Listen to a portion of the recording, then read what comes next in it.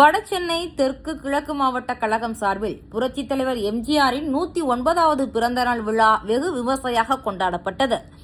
வடசென்னை தெற்கு கிழக்கு மாவட்ட அதிமுக கழகம் சார்பில் புரட்சித் தலைவர் எம்ஜிஆரின் 109வது பிறந்தநாள் விழா முன்னாள் அமைச்சர் டி. ஜெயக்குமார் தலைமையில் நடைபெற்றது.